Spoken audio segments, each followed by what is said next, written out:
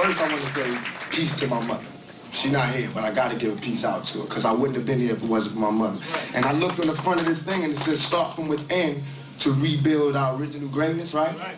Okay, well, that's what my mother did. You know what I'm saying? And I'm listening about freedom fighters and strugglers. Well, you got to understand that when it was in to have a gun and to be in the street, my mother gave that up to be in the house and wash the dishes, you know what I'm saying, and feed us and put the thoughts in our brains, you know what I'm saying? Because we didn't get any of that history from all of those soldiers that we lost. We got none of that. They all went to jail, if you can remember. They all went to penitentiaries. We didn't see none of that knowledge. If it was not for my mother who stayed home and didn't go out and do all that, then I wouldn't have had shit, excuse my language, but I wouldn't have been nowhere. So what I want to do, hopefully, is I want to be, I am Tupac Shakur. I have to be a reminder that we can't chill out. No, it ain't time to cool out and banquets and all that. It's still on. It's on just like it was on when you was young, and you want to say fuck that, just like you said fuck that back then. So how come now that I'm 20 years old and ready to start some shit up, everybody telling me to calm down? You know, don't curse, go to school, go to college. Well, fuck that. You know, we had colleges for a while now. You know what I'm saying? And it's still Brenda's out there, and niggas is still trapped. You know what I'm saying? And it gets me irked. because I understand that it's not going to stop. You know what I'm saying? It's not going to stop until we stop it. That's right. And it's not just white men that's doing this to Brenda, and it's not just white men that's keeping us trapped. Right. It's black. Right. You know what I'm saying? We have to find the new African in everybody, in all of us. Because if we keep running around looking for black and who got the most colors on and who got the baddest dashiki on, we still gonna get, excuse my language, What if I told you that Tupac wasn't killed because he was a rapper, but because he figured out the system? Not just the police, not just the music industry, but the entire setup that profits off black pain, black broken homes, and black silence. Tupac understood that crack wasn't just a drug, it was a weapon. That broken fathers and stressed-out mothers weren't just statistics, they were casualties. And that the real revolution, it don't start with marching or music. It starts with fixing the foundation they destroyed. Today, we're diving into the part of Tupac's message they never wanted out there. The link between the crack epidemic, black identity, global oppression, and why silence became our biggest enemy. So stay locked in, watch this video to the end, and if this hits your spirit, support us by hitting the like button, sharing with your people, and subscribe, because conversations like this don't come easy.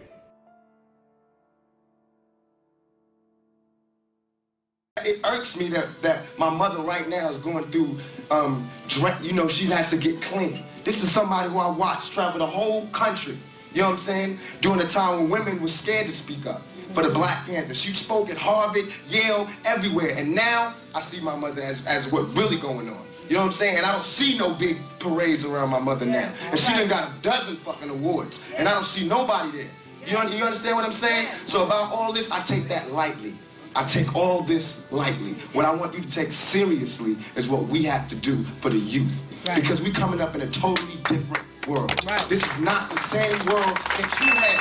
This is not the 60s. This is not that.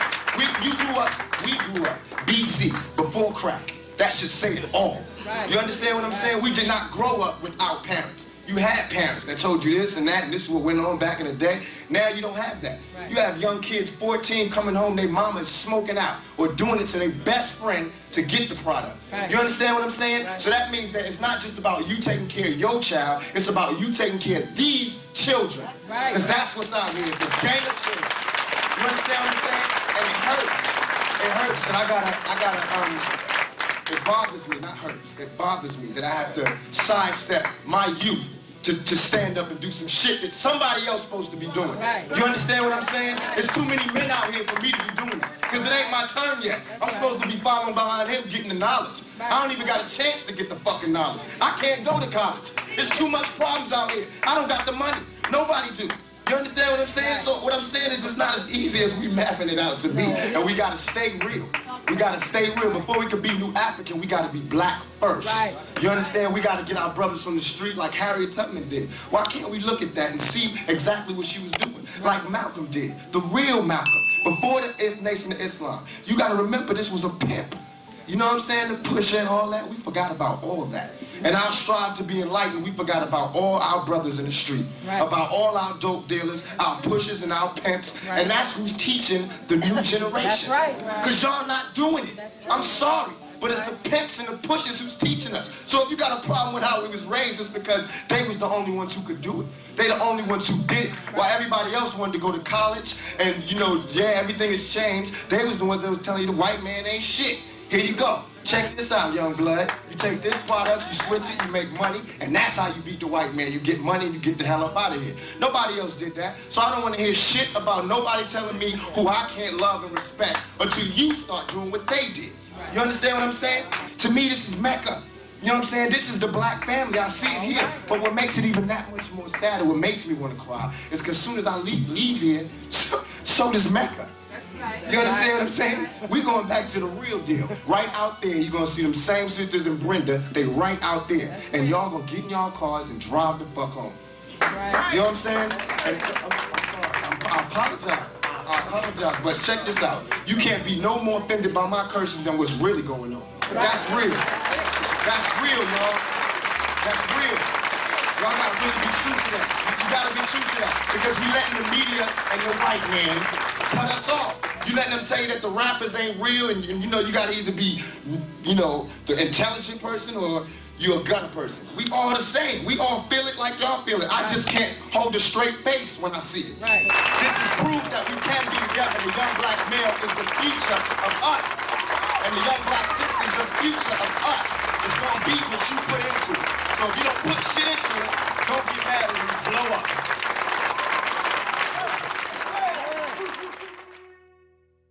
Tupac laid it bare. Our mothers sacrificed, our communities bled from crack, and our so-called leaders fell asleep at the wheel. Let's unpack why this happened, how we got here, and, most importantly, what we can do about it. First, the genesis of the damage. In the late 60s and early 70s, organizations like the Black Panther Party and the Organization of Afro-American Unity, founded by Malcolm X, seeded hope across Black America. Elders taught us self-defense, community programs thrived, and a generation believed liberation was possible. But then came COINTELPRO, an FBI campaign to dismantle black political thought. Fred Hampton, chairman of the Illinois Black Panthers, was killed in 1969, his community breakfast program was seized, and his movement fractured. That wasn't an isolated incident. COINTELPRO infiltrated churches, stoked internal feuds, and arrested thousands of activists. By the time Afeni Shakur was raising Tupac, her comrades were either behind bars or lying dead. Fast forward to the early 80s, the crack epidemic hit black neighborhoods like chemical warfare. The same government that crippled the Panthers funneled cocaine into black ghettos and jails.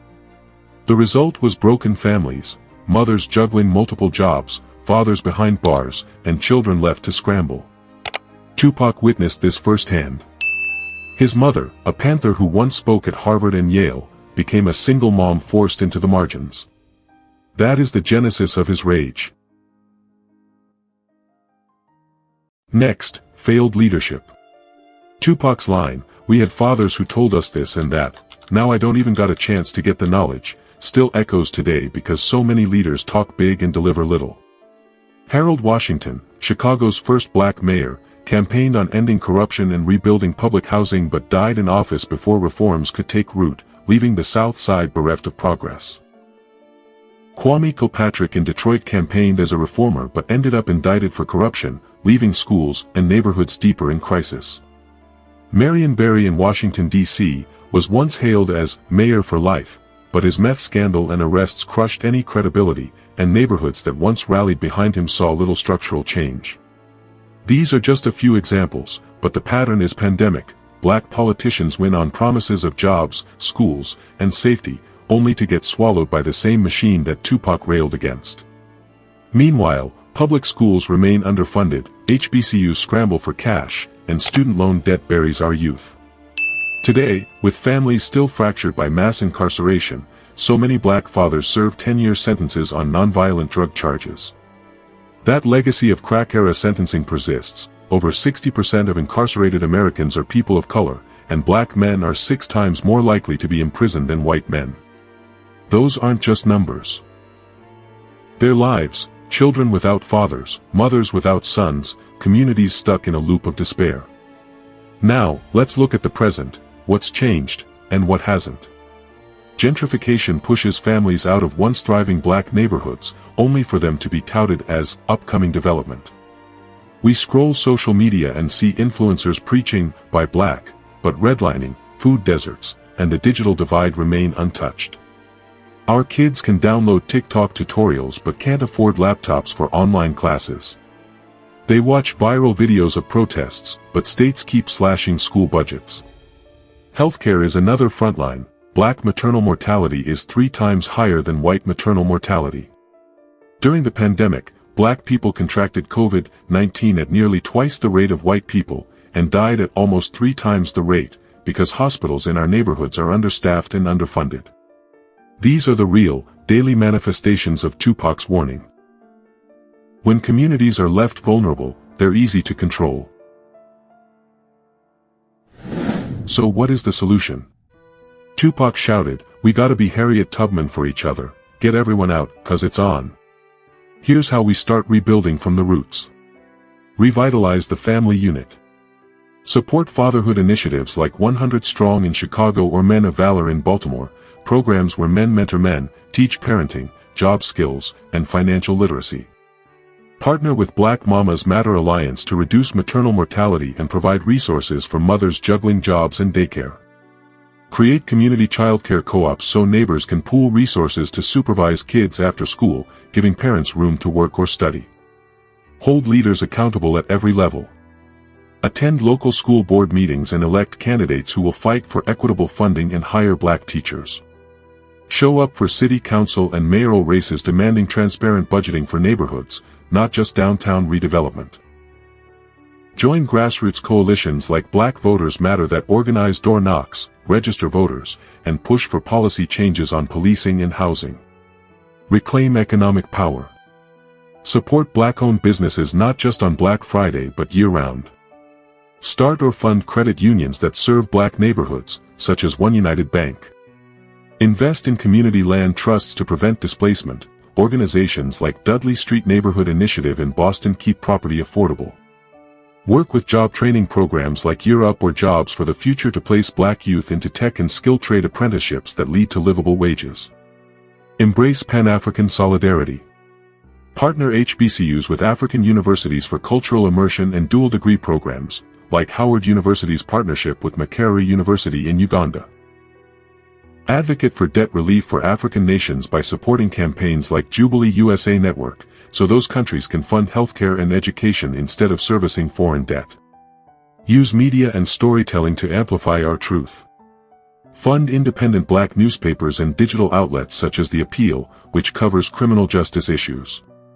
Launch community podcasts or YouTube channels where elders, activists, and scholars pass down history they never teach in schools. Use art as activism, organize murals, spoken word nights, and community theater that tell the stories of people like Afeni Shakur and Fred Hampton, ensuring their sacrifices are never forgotten. If you're a young black person watching this, you've inherited a battlefield. That crack-scarred home could be your uncle's house, your mother's apartment, or even your own room. You might have grown up without a father because he's sitting downstate on a minor charges that wouldn't send a white kid to jail. If you're a black parent, you know the fear of dropping your child off at school and wondering if they'll come home or end up detained for a petty infraction. You know the stress of balancing work, rent, and PTA meetings. If you're a black leader or activist, you're stuck between corporate donors and community needs. Do you fundraise for a new community center, or do you align with a politician who promises change but rarely delivers? Here's the truth Tupac wanted us to hear: our ancestors paved the way for us to demand more than crumbs from the table. This is our turn to stand up, not for one campaign, not just another election cycle, but for a multi-generational movement that rebuilds our families, our schools, and our sense of purpose. Don't just watch, act. Find a local fatherhood or motherhood program, volunteer your time, and mentor the next generation. Hold your elected officials accountable by attending school board meetings and city council hearings, and demand transparent budgets for black neighborhoods. Invest your dollar wisely by banking with a black-owned financial institution, supporting local co-ops, or crowdfunding for a community land trust. Tell our story. Share this video so your auntie in Alabama, your cousin in Compton, and your friends in London know they're not alone. Organize a Zoom or house meeting to unpack these issues further, because liberation doesn't happen in isolation, it happens through conversation and collaboration. Tupac didn't just want us to survive, he wanted us to thrive. His message is alive today. If we rebuild our homes, hold real leaders accountable, and link arms across the globe, we can turn the tide. The revolution starts at home, right now, with you. Stay locked in, stay woke, and let's rebuild our original greatness together. Don't forget to like, share, and drop your thoughts in the comment section. We're always listening, and we grow from your feedback. If you haven't subscribed yet, please do. Thanks for watching, and see you in the next video.